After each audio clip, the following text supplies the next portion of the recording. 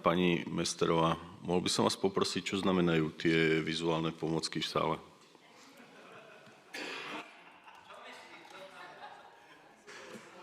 Dobre, aby sme to nenaťahovali. Upozorňujem vás v zmysle rokovacieho poriadku, paragraf 32 odsek 2, že porušujete rokovací poriadok tým, že ste vniesla vizuálne... Dobre, ja vediem schôdzu, dobre?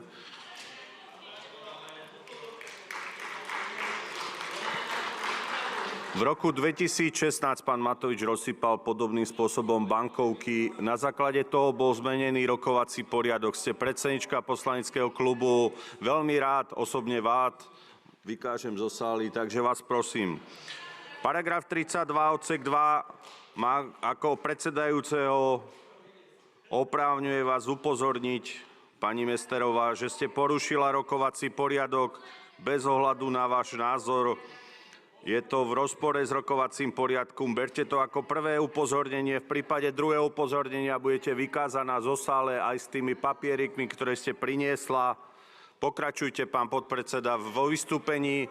A pani Mesterová, máte šancu vyniesť tieto veci do vystúpenia pána Gašpara, do jeho ukončenia von.